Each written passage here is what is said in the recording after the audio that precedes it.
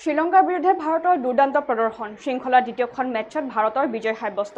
7 উইকেটৰ ব্যৱধানত সিংহলী বাহিনী পৰাস্ত কৰিছে ভাৰতে 2-0ৰ সৈতে তিনিখনীয়া শৃংখলা ইতিমধ্যে দখল কৰিবলৈ সক্ষম হৈছে ভাৰতীয় দলে এই বিষয় সন্দৰ্ভত জনাই যাম সবিশেষ শ্ৰীলংকাৰ বিৰুদ্ধে ভাৰতৰ দুৰ্দান্ত প্ৰদৰ্শন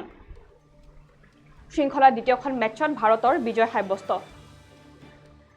7 উইকেটৰ ব্যৱধানত সিংহলী বাহিনীক পৰাস্ত কৰিছে ইতিমধ্যে ভাৰতে 2-0ৰ সৈতে তিনিখনীয়া শৃংখলা দখল ভাৰতৰ বৰ্ষা বিঘ্নিত মেচত 8 অভাৰত 78 ৰানৰ লক্ষ্য ৰাখিছিল শ্ৰীলংকাই তিনিটা উইকেট হেৰুৱাই 81 ৰান সংগ্ৰহ কৰে ভাৰতীয় দলটোৱে আনহাতে 12টা বলত সূৰ্যকুমাৰ যাদৱে সংগ্ৰহ কৰিবলৈ সক্ষম হয় 26 ৰান ভাৰতৰ এই বিজয়ে এতিয়া উৎফুল্লিত কৰি তুলিছে একাংশ ক্ৰিকেট অনুৰাগীক আৰু আমি যেহেতু জনাইছো যে ইতিমধ্যে শ্ৰীলংকা আৰু ভাৰতৰ ইতিমধ্যে যি তিনিখনীয়া টি20 শৃংখলা আছে সেই টি20 শৃংখলা ইতিমধ্যে বৰ্তমান সময়ত অব্যাহত আছে আৰু শনিবাৰৰ পৰা যেহেতু অনুষ্ঠিত হৈছিল এই শৃংখলাখন আৰু এই শৃংখলাখনক লৈ এতিয়া উৎকণ্ঠা বিৰাজ কৰা দেখিবলৈ পোৱা গৈছে একাংশ ক্ৰিকেট অনুৰাগী মনত আৰু ইতিমধ্যে বিজয়ৰ মাজেৰে তেওঁলোকে যি অৰ্থাৎ জয়ৰ মাজেৰে তেওঁলোকৰ যি বিজয় যাত্ৰা আছে সেই বিজয় যাত্ৰা বৰ্তমান সময়লৈকে অক্ষুণ্ণ ৰখা দেখিবলৈ পোৱা গৈছে আৰু শনিবাৰে যেহেতু প্ৰথমখন মেচ অনুষ্ঠিত হৈছিল আৰু প্ৰথমখন মেচতো ইতিমধ্যে 43 ৰানৰ ব্যৱধানত ভাৰতে শ্ৰীলংকাৰ বিৰুদ্ধে বিজয় সাব্যস্ত কৰিবলৈ সক্ষম হয় আৰু যেহেতু দেওবাৰৰ দিনাখনো উক্ত মেচখন আছিল অৰ্থাৎ শৃংখলাখনৰ দ্বিতীয়খন মেচ আছিল আৰু দ্বিতীয়খন মেচতো ইতিমধ্যে ভাৰতে দুৰ্দান্ত প্ৰদৰ্শন দাঙি বিজয় সাব্যস্ত কৰিবলৈ সক্ষম হৈছে আৰু 7 উইকেটৰ ব্যৱধানত ইতিমধ্যে সিংহলী বাহিনী পৰাস্ত কৰিবলৈ সক্ষম হৈছে ভাৰতীয় দলটোৱে অৰ্থাৎ সূৰ্যকুমাৰ যাদৱৰ নেতৃত্বত যি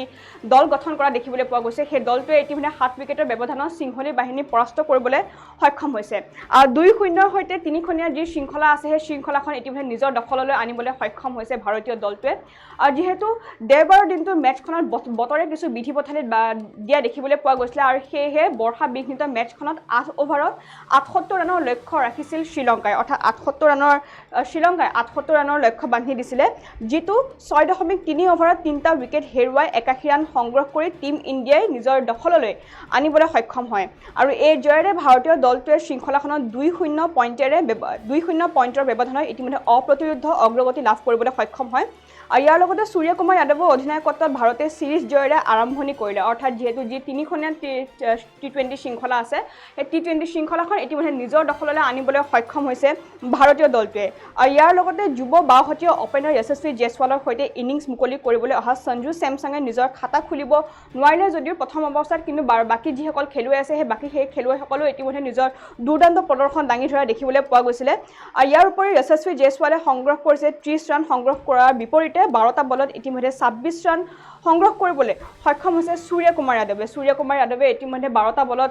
26 ৰান কৰিবলৈ সক্ষম হৈছে আৰু ইয়াৰ উপৰিও হাৰ্দিক পাণ্ডিয়াই 18 ৰানত অপৰাজিত হৈ উভতি অহাৰ বিপৰীতে ঋষভ পন্তে দুটা অপৰাজিত ৰান সংগ্ৰহ কৰিবলৈ সক্ষম হয় আৰু ইয়াৰ পূৰ্বে ভাৰতীয় বলাৰসকলে উজ্জ্বল প্ৰদৰ্শন আগবঢ়াই শ্ৰীলংকা 9 উইকেটত 161 ৰানৰ সীমাবদ্ধ ৰাখিছিলে আৰু শনিবাৰৰ প্ৰথমখন খেলত ইতিমধ্যে শ্ৰীলংকাই 21 ৰানৰ ভিতৰত শেষৰ 8টা উইকেট হেৰুৱাইছিলে আৰু দেওবাৰে 31 ৰানৰ ভিতৰত শেষৰ 6টা উইকেট হেৰুৱাবলৈ সক্ষম হৈছিলে শ্ৰীলংকা বাহিনীয়ে আৰু প্ৰথম 10 অভাৰত ইতিমধ্যে 80 ৰান সংগ্ৰহ কৰাৰ পিছতো শ্ৰীলংকাৰ দলটোৱে বৃহৎ ৰান কৰিব নোৱাৰিলে আৰু শেষৰ 10 অভাৰত মাত্ৰ 81 ৰানহে কৰিবলৈ সক্ষম হ'ল সিংহলী বাহিনী আৰু ইয়াৰ বিপৰীতে হাৰ্দিক পাণ্ডিয়াই দুটা অভাৰত 23 ৰানত দুটা উইকেট আৰু ৰবি বিষ্ণৈয়ে 4টা অভাৰত 26 ৰানত 3টা উইকেট দখল কৰিবলৈ সক্ষম হয় আৰু ইয়াৰ লগতে শ্ৰীলংকাৰ হৈ প্ৰথম নিচাংকাই 24টা বলত 32 ৰান কৰাৰ বিপৰীতে কুশাল পেৰাৰাই 34টা বলত 54 ৰান সংগ্ৰহ কৰে আৰু ইয়াৰ লগতে দ্বিতীয় উইকেটৰ বাবে দুয়োজনে 6 অভাৰত 54 ৰান সংযোজন কৰে আৰু তেনেদৰে এতিয়া ভাৰত আৰু শ্ৰীলংকাৰ যি টি20 শৃংখলা আছে সেই টি20 শৃংখলাখনত ইতিমধ্যে বিজয়ৰ হাঁহি মাৰিবলৈ সক্ষম হৈছে ভাৰতীয় দলটোৱে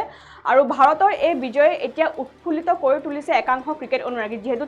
তিনিদিনীয়াকৈ অনুষ্ঠিত হোৱা এই শৃংখলাখনৰ আৰু এখন অন্তিম মেচ আছে যেহেতু 2-0 পইণ্টেৰে ইতিমধ্যে তিনিখনীয়া শৃংখলাখন নিজৰ দখললৈ আনিবলৈ সক্ষম হৈছে ভাৰতীয় দলটোৱে আৰু ভাৰতৰ এই বিজয়ে এতিয়া উৎফুল্লিত কৰি তুলিছে একাংশ ক্ৰিকেট অনুৰাগীক